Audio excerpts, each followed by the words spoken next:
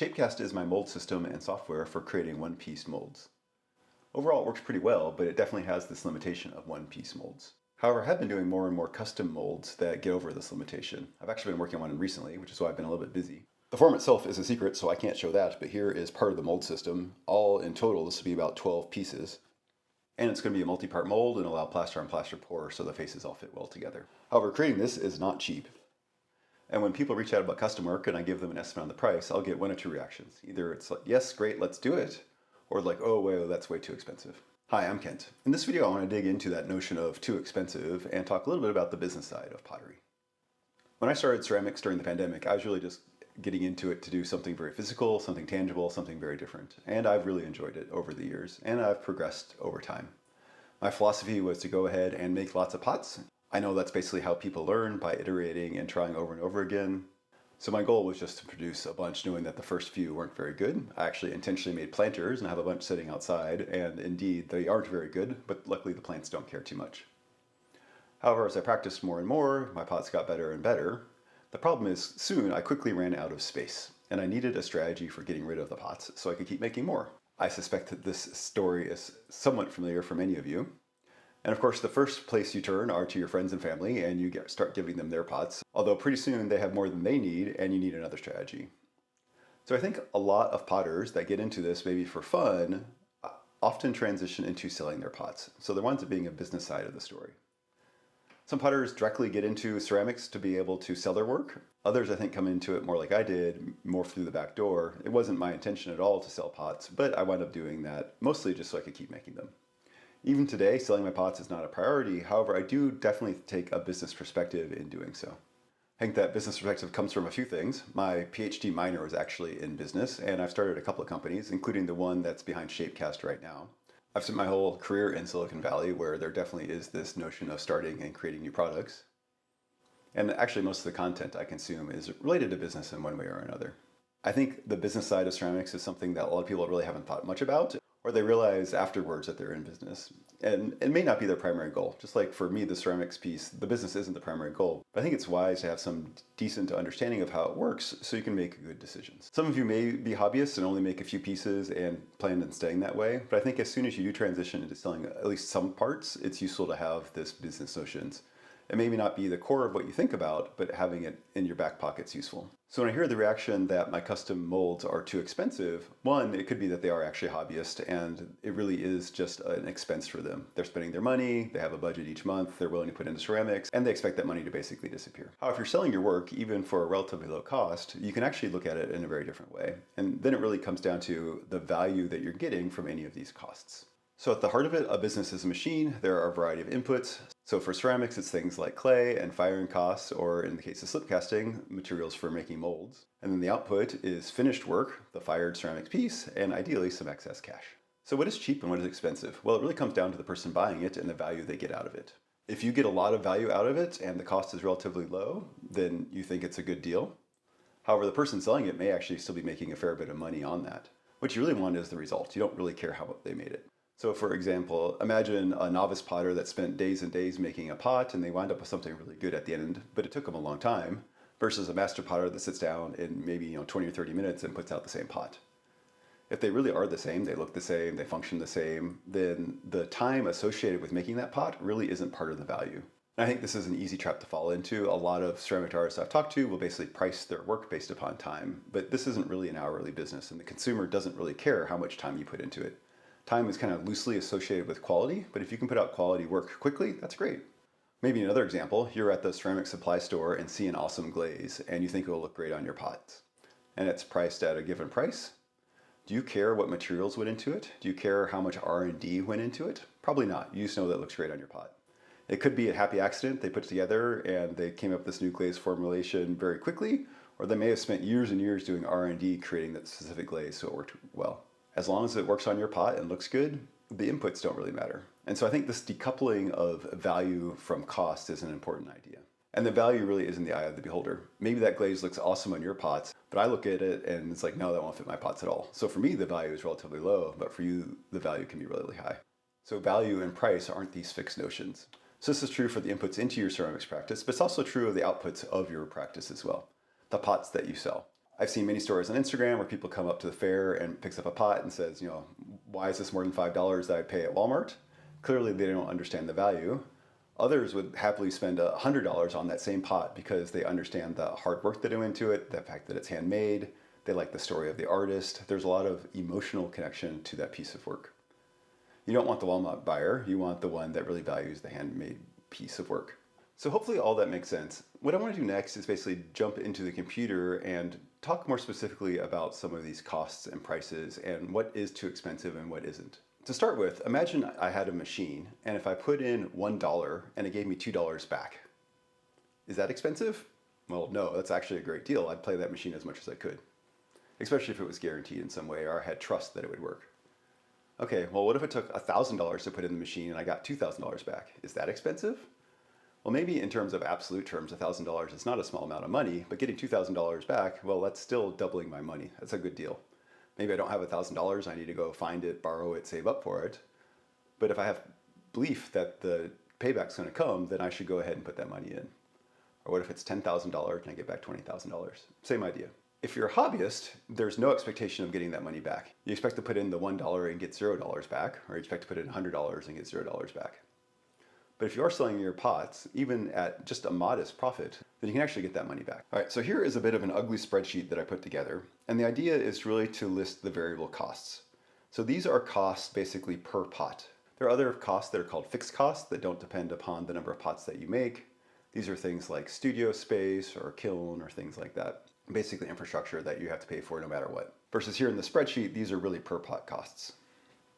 So these are my costs, and I live in Silicon Valley, which is basically one of the most expensive places on the planet. So most likely your costs are going to be cheaper than this. So you can kind of think about this as a worst case scenario. I went ahead and grabbed all the prices that I have and put them in the spreadsheet. So first off, we need clay. I buy dry clay 25 pounds at a time. It costs me $38. So it's basically $1.54 per pound. Plaster, I buy 50-pound bags. Cost me $30. That's 60 cents per pound. And I'm going to give these in imperial units, but the same idea applies in metric, of course, and for different currencies. So I'm going to put in a 3D print cost here. And this price, I'm going to assume I need 2 sets of prints, and they're $125 each. So I'm going to spend $250 on a set of prints. And I think this is one of the first objections people will come to is like, oh, isn't $250 a lot? As I will show, hopefully you'll believe me that the answer is no, it's not a lot. Why 2 sets of prints? Well, I want to make a mug, so I need the body of the mug. So that's this set of molds here. That lets me create a plaster mold like this. And then I need a handle for a mug as well. So I need to create plaster molds like this. And these are the types of molds that Shapecast makes and you can buy today. And where did this $125 number come from?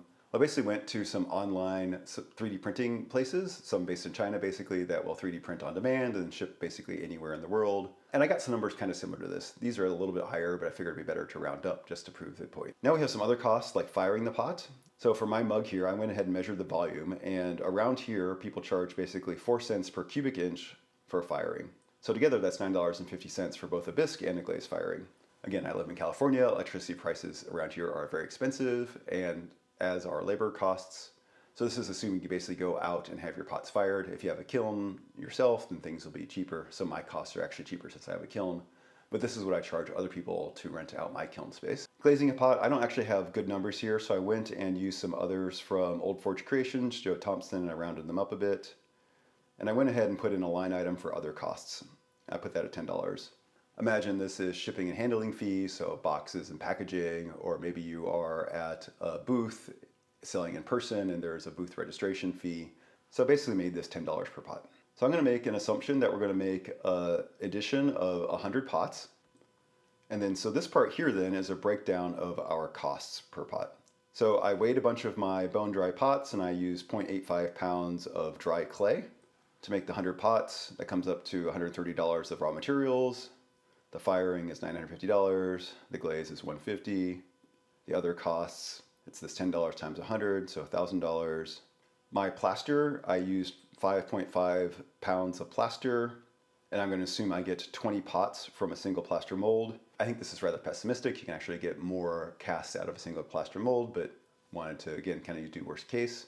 It would cost me $16.50 worth of plaster to make these 100 pots. And I'm assuming I can get 5 plaster copies out of 1 3D print. So altogether, to make those 100 pots, my costs are basically $2,500. So now we can jump down here to the bottom, looking at revenue. So these are basically exactly the same, selling for different prices. So if I sell my pots for $30, I spent $2,500 and I will get $3,000 back. So that's a margin of $500 or 17%. Since this is just variable costs and you'll have fixed costs, you're probably breaking even around here. What this says is given our costs, we basically need to sell pots for more than $30. I put down $50, so selling my mug for $50. I think that's probably more reasonable. Now we're at a 50% margin, which isn't bad. So this is the example. If I put in $2,500, I get $5,000 back. So for a net margin of $2,500. Or if I can sell a fancier version of this, maybe I do a lot of glaze work on it or underglaze and make it very fancy, or I'm doing carving. There's lots of ways to make your pot more premium. So I can sell it for $80. Now I'm pulling in $8,000 for the same cost of $2,500, and I'm making $5,500 or almost a 70% margin. So let's get back to this notion of things being too expensive. So if we go back here to our cost, we can look at the percentage of the cost. So that's this column here. So of our total, how much each line item is, and the answer is, well, other costs is actually the biggest thing. So if you can get a discount from UPS or FedEx to make things cheaper to ship, that's great. That's actually your biggest cost. That's probably the one you want to focus on. Next up here is firing costs. Again, these are relatively high because I'm in California. Our 3D prints are way down here at only 10%. So trying to make those 3D prints cheaper, sure, it'll help out a little bit, but it won't help out a lot because that's not the major input into your costs. So this is a percent of cost. We can basically do the same numbers as a percent of revenue. The numbers are very similar. We're just dividing by a different number. Unfortunately, I can't really go and argue with my suppliers about my costs. Not really. I can't go to my electric company and say, oh, I want a discount because I'm making pots and I need to sell them for $30. It doesn't work that way. Or you go to your clay supply store and say, oh, I want this very expensive glaze for less. They'll probably just laugh at you. The other thing is you can only drive down your costs so much, but you're trying to squeeze more and more out of less and less, and the math just isn't in your favor. What is much easier to do is increase these numbers. Go and make a more expensive pot, one that is more valuable to your customer. It's part of the reason I was going on about what is value. So these are my prices. They're a little bit high. So I have another spreadsheet here that's similar, but they're using different prices. So Old Forge Creations, Joe Thompson has a spreadsheet that he uses to talk about price and cost. So he has this blog post here about how to price things and a spreadsheet to go with it. In here he has some fixed costs. I assume these are his costs or he went and researched them. So I went and grabbed them.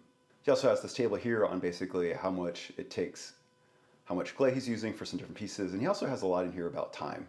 Before I was mentioning the customer doesn't really care about time. They don't really care about your inputs. You can track this if you want, but I'm assuming kind of as the business owner, you're basically getting all the money that's left. I haven't been paid an hourly wage since I was in college, and I think it's probably the wrong metric to focus on in terms of having this kind of business perspective. They want the pot. All right, so I went in and basically changed the numbers from my numbers to Joe's numbers. So his clay is cheaper at 75 cents per pound, basically half of mine. The plaster was about the same. I found a price online in the UK. I kept the same 3D printing cost. His firing costs are way, way cheaper. He has a kiln, and I guess his electricity prices are a lot cheaper. I bumped down the glaze price, the one that he uses, and I kept the other costs the same. The rest of the spreadsheet is exactly the same. I'm assuming you use the same amount of clay, the same amount of plaster. You're making the same number of molds from the same number of prints. And now we can look and see, well, now the other costs here, this is really dominating. So we've driven down a lot of our prices, but this one now dominates. Now it's now 66% of the cost of our pots. However, our margins got better. Since our costs in general got lower, we can actually make a $30 pot and sell it at a 50% margin. It's not great, but it's okay. Our $50 pot now is a 70% margin. It's getting pretty good. If we can sell our work for $80 a piece, then we have an 81% margin. That's actually really good. All right, so one more example. What about a bespoke mold? Like the one I was talking about before. So these again are my costs, and I changed the print to be $750. So this is custom design work. This is not how much that other mold costs, but I basically put in a big number so you guys can see how this plays out. So again, all these other numbers are the same. We're gonna make 100 pots. In terms of percentages, our other costs, that $10 per pot is still dominating things. Firing is still way up there. And the cost of the molds is still only 25%. So even though we drastically increased the cost of these molds, since you can reuse them over and over to create all of your pots, and you're dividing it across 100 different pots, potentially even more, the relative cost actually goes way down. And let's assume that since you're making a custom mold, you can actually sell the pot for a lot more. So if you can sell it for $100, you're at a 70% margin, which is good. Basically, you're putting $3,000 into the machine and you're getting $10,000 back. Seems like a great deal to me. And I put in some other numbers here that basically lower the price and up the price. So what does too expensive mean in this context? Is this mold too expensive? Well, as a hobbyist, yes, sure, maybe. But if you can actually sell these pots, then no, you're actually still making very good money. If you are willing to put in the money for a fully custom mold, and you can sell the per unit ceramics piece for enough money, and $100 is not a lot. There are definitely pots out there that are fully custom that sell for a lot more than that. Then you're actually making really good money. You have this machine where you put in a little bit of money and you get a lot more back. Hopefully that makes sense. That spreadsheet's a little bit complicated. I don't think I'm gonna put a link up for it, but if you are curious about how this looks for you, definitely reach out and I'm happy to walk you through how this would work for your numbers. So okay, now you believe that investing in the mold cost, that makes sense if you can sell that number of pots for that much money. And the reaction is, oh, I can't do that. And I think it's worth kind of unpacking the I can't do that part a little bit as well. Why can't you do that? Is it that no one can sell 100 pots? Florian Gatsby just had a video that came out recently and he did 100 pots in like a week. Of course, he is a master and has been doing this forever, but it is definitely possible to make 100 pots. It may just be that you need to have more practice or take more time to make 100 pots. So that's not that I can't, but it's like, I don't know how yet, or I need more time. Or another objection is, I can't sell my pot for $50. Could I sell this for $50? Well, the answer is no, it's a second, it cracked. But I think in general, I could find a customer who wants this and could do that, or maybe I need to lower my prices and gradually come up. Maybe I need a fancier glaze, maybe I need to do some more intricate design work for this, but it is possible to sell pots for $50. There are mugs going out there for $100, $200. So again, like this isn't against the laws of physics, it's more of, I don't know how to do that. So it's great, something to learn. Just like when you started ceramics, it took some effort to learn how to make a pot. You didn't throw a teapot the first time you got on the wheel. Your first plaster mold probably didn't come out very great either. These are skills, you just need to practice and learn. So it's not that I can't, it's really I don't know how yet and I need to learn how. So I think the objection is probably one, not knowing what those skills are, and I think this is great, lots of information shared online, you can reach out to people, feel free to reach out to me. Or there's just some uncertainty in abilities. Maybe my quality isn't good, we're often our own harshest critics, or I haven't done this before so it's new and scary, and those are completely valid feelings, but they are feelings and they can be worked through. One piece of advice is to go ahead and make sure you sell out of your pots. You want to be supply limited, not demand limited. Finding customers is one of the harder pieces of business. And if you have 10 pots and they sell it instantly, that's great. If you have 100 pots and they sell it instantly, that's great. That means you basically can dictate the price. All those people wanted those pots. If you have a pot that's been sitting up there for a while and hasn't sold yet, that probably means your price is too high. Or you need to do more work bringing customers in so they can see the value of your work. I think a common reaction of artists when they sell instantly is one of dread as opposed to joy and excitement. I think they see that as a problem, they want to fulfill more customers, but what that really means is there's more customers next time when they sell the pot. Everyone's not buying a pot every single time you put one up, and you really want that latent demand there, so the next time you go and make a kiln load full of pots, there are people there that want to buy it. So what is too expensive? Well, value is in the eye of the beholder, and if I have a ceramics business where I can put in money and get more money back, then it's actually a good value. We can argue about relative value. Maybe I put in a little bit of money and get a lot of money back, or maybe I put in a lot of money and only get a little bit more back than that. But if I'm still on the positive side, then it likely is a value. And this is very different than having that hobbyist perspective of I'm expecting to lose all my money. And it's really the same in someone valuing your pot. If I went outside in the Walmart parking lot and tried to sell this for $50, I would probably get laughed at. Maybe someone would be a ceramics connoisseur and would appreciate it. Instead, I want to go and find people that specifically value my work and try and sell to them. And likewise, on the custom mold side, is $125 too much for a set of prints? It might seem like a lot of money. Maybe you don't have that in your bank account right now and you need to save up. But if you can make those 100 pots and sell them at a decent price, then you will make that money back. It really is just a matter of time. And of course, some skills. And even drastically more expensive design work could potentially be justified. You just have to make sure you're selling a premium ceramics piece. Or you find people that really, really value it. They value your story, they value your artist's perspective, all of those things. I need to get back to wrapping up these custom mold designs. If you're curious about custom molds, definitely go ahead and reach out. Or if you want to know more about the submissive side, I'm happy to chat about that too. In the meantime, if you have any questions or comments, let me know. Thanks.